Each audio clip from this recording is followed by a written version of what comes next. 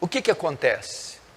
Todos quando se convertem, todos quando vêm a fé, vêm a Cristo, todos quando se convertem de verdade, estou falando dos convertidos de verdade, quando ouvem o Evangelho, o Espírito Santo os alcança, eles nascem de novo. Começa ali os primeiros passos na fé. Começa ali um período que muitos chamam do primeiro amor, ou lua de mel, como alguns falam. Então é um momento dos mais especiais, dos mais singelos, dos mais inocentes, ingênuos da fé cristã, ou da nossa vida, que marcaram nossa vida. São os seus primeiros passos na fé, quando de fato você converteu. Você deve se lembrar se aconteceu nessa igreja, ou na igreja de onde você veio, ou na época da sua conversão verdadeira, o seu primeiro amor. E é um período muito terno, muito glorioso. É um período que marca as nossas vidas. Quem não se lembra do seu primeiro amor? Você se lembra disso? O período que você se converteu, né? Nesse período parece que Deus confere-nos uma graça especial, uma graça extra. E começa então aquela caminhada cristã muito sólida, muito intensa. A palavra é essa, intensa. Então nessa época do primeiro amor, você não quer faltar aos cultos, você vem em todos os cultos, chega mais cedo, participa de todas as atividades da igreja, quer estar principalmente nas atividades as mais espirituais, você quer estar na reunião de oração da segunda, nas vigílias, nos votos, nas campanhas de jejum que as igrejas fazem, que a igreja faz, você quer visitar casas de recuperação, você começa um período intenso, jejuns semanais, sucessivos, marcam a sua vida nessa época, orações na madrugada, marcam também, você quer buscar a Deus, nas vigílias, todas as vezes que você vinha numa vigília, era com uma expectativa de algo devastador, de um encontro, de uma experiência gloriosa com Deus.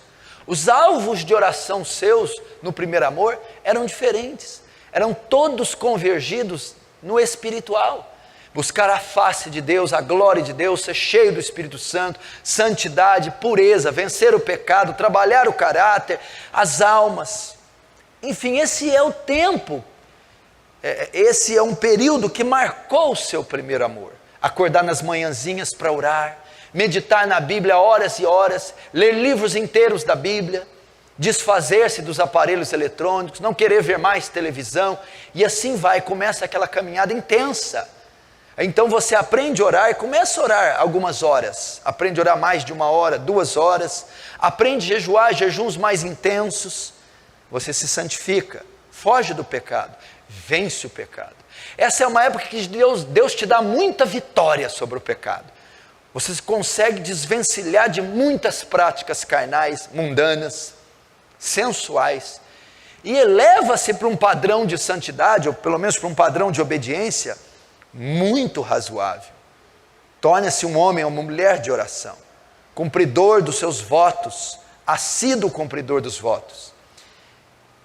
No primeiro amor também você é um exímio evangelista. Você não conhece muito a Bíblia ainda, muitas doutrinas, mas quer testemunhar tanto a gregos como a bárbaros da fé em Jesus. Quer convidar as pessoas para a igreja, para os cultos. Quer falar do amor de Deus e do Evangelho.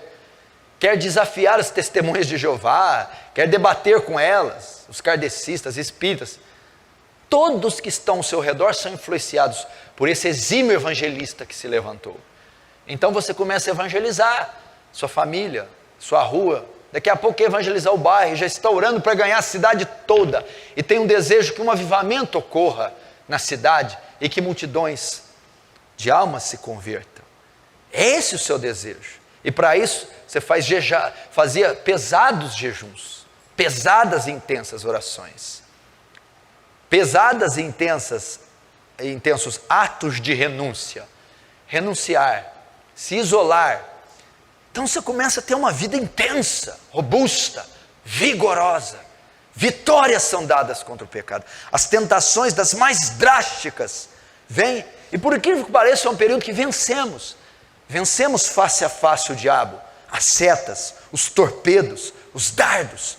Saímos vitoriosos na maioria das batalhas que travamos, quer contra a carne, quer contra o mundo, quer contra o pecado, quer contra Satanás. É uma vida marcada por vitórias, por crescimento.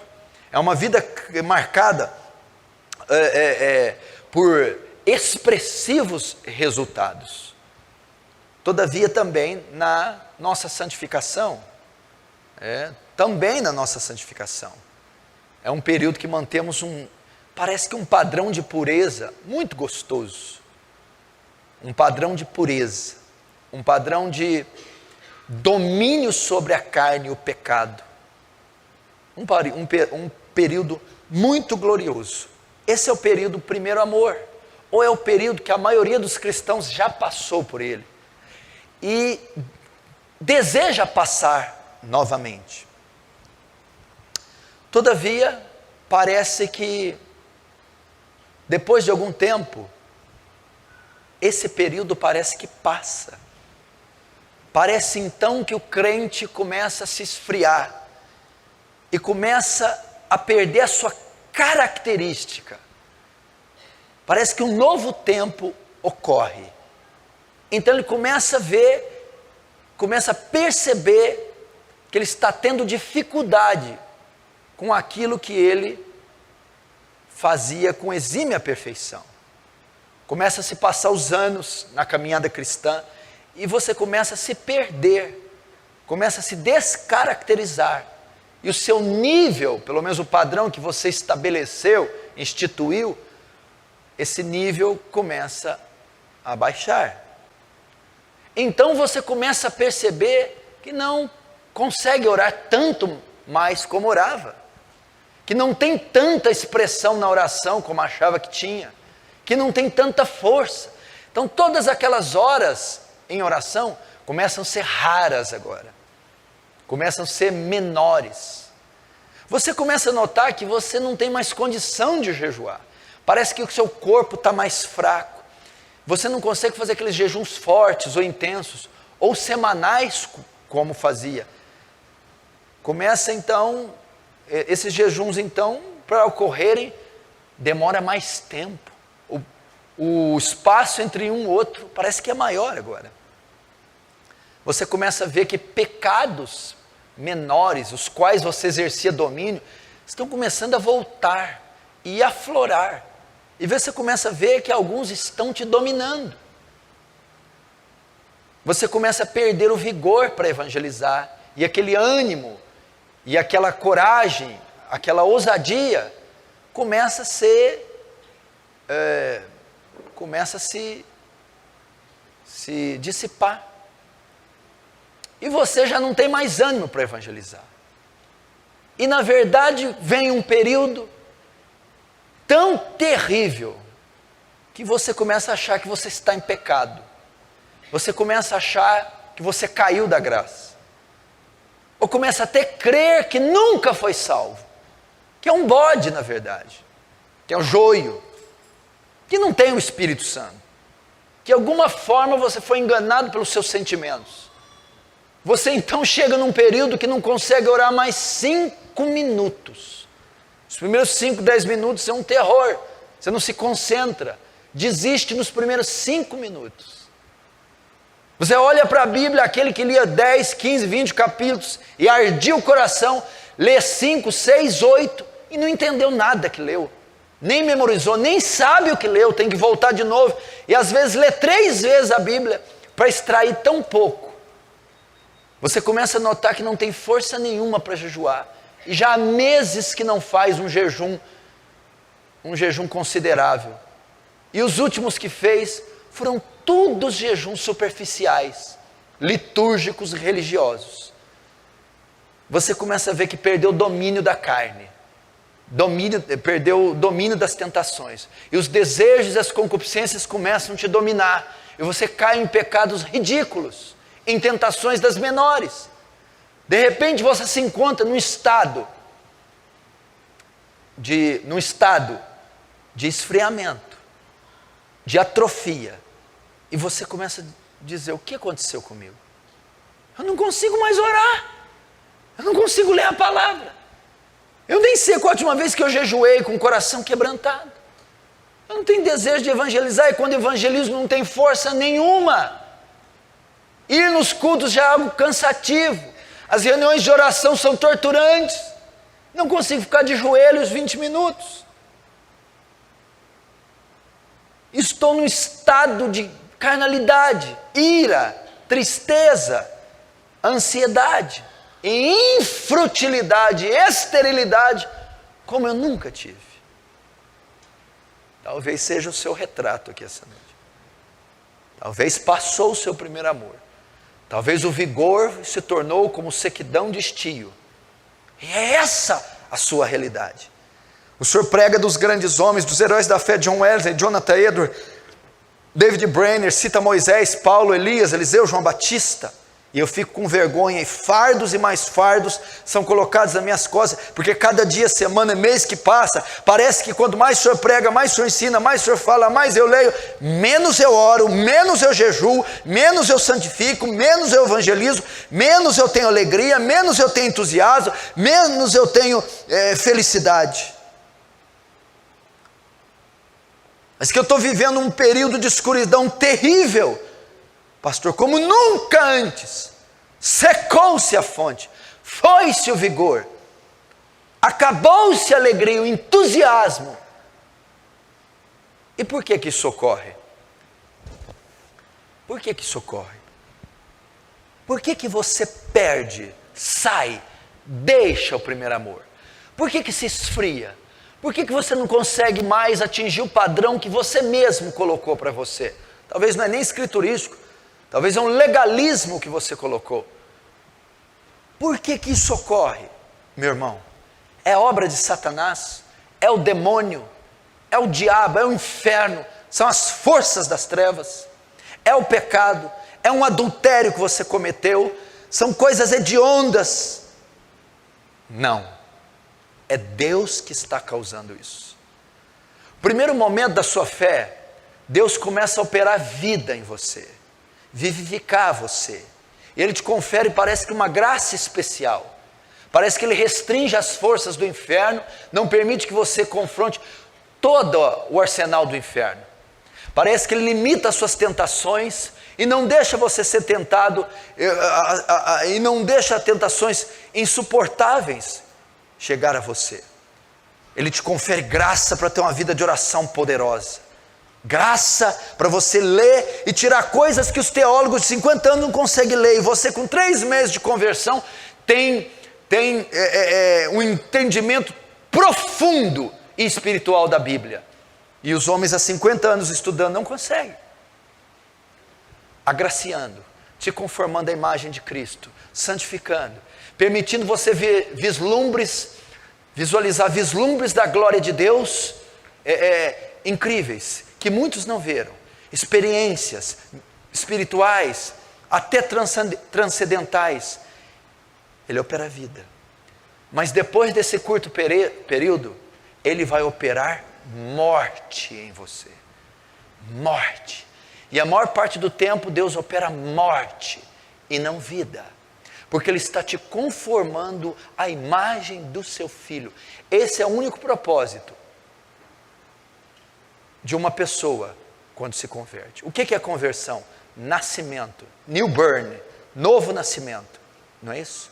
Quando uma pessoa nasce, depois que a mãe dá à luz, qual é o propósito da criança? Crescer, ela vai se formar, ela vai se tornar um homem adulto. O propósito do homem quando se converte depois que ele nasce de novo, se conformar à estatura do varão perfeito, Cristo Jesus. E a obra para que isso ocorra é a obra de mortificação, é a obra da morte. Sabe por quê? Porque nesse período do primeiro amor, nesse período do evangelismo eficaz, das vitórias contra o pecado, contra o inferno, da vida poderosa de oração e da vida de jejuns, Deus retira isso, porque nesse período a maioria pensa que tudo aquilo é operado pela sua própria força, pela sua própria capacidade, pela sua própria competência. Então muitos desses jovens, homens, irmãos e irmãs, novos convertidos, possuem um zelo carnal, é uma autossuficiência, segurança em si próprios. Eles pensam que tudo aquilo foi feito porque eles são escolhidos, porque eles são queridinhos, porque eles são uma categoria especial de Deus, porque eles são bons e os outros são ruins. Eles são críticos, eles criticam os que não conseguem orar muito, eles criticam o jejum superficial do outro, criticam os irmãos que não vêm muito nos cultos, criticam aqueles que nunca evangelizaram ninguém, criticam, porque acham que são uma categoria especial, acham que são separados, acham que tudo aquilo é por causa do seu próprio desempenho, a sua força, e depois de algum tempo eles vão ver que eles estão igual àqueles que eles criticaram, não conseguem orar também como eles, nem vir muito aos cultos como eles, nem vencer os pecados como eles. De repente ele olha para ele e ele está lá num estado pior do que aqueles que ele tanto julgava.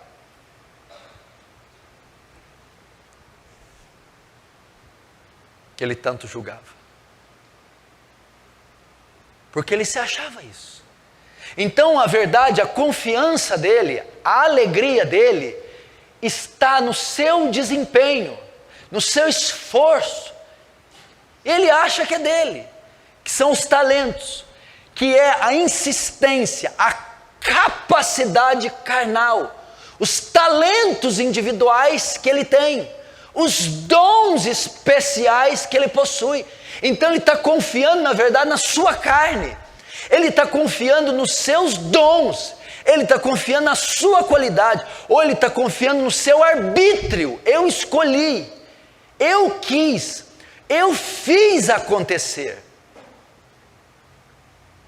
Se você notar também, isso traz uma consequência terrível. Essas pessoas que estão no primeiro amor, a vida deles é marcada por altos e baixos. Por quê? Porque a felicidade deles, a alegria deles, ela se baseia no desempenho. Então quando eles são bem-sucedidos, eles estão felizes, mas quando fracassam, estão tristes. Quando oram muito, ficam realizados, satisfeitos. Quando não oram, se sentem pecadores, rejeitados. Quando passam uma semana vencendo o pecado, tendo vitória, ficam confiantes, alegres, entusiasmados, mas quando caem em pecado, se sentem rejeitados, mal amados. Então a vida emocional deles, ela é marcada por altos e baixos. A vida espiritual é marcada por uma constante inconstância. Constante inconstância. Parece um paradoxo, né? Mas uma constante inconstância. Sempre inconstantes. Ora riem, ora choram. Ora querem ganhar o mundo, ora não querem ganhar ninguém. Ora são João Batistas, ora são Acabes. São assim.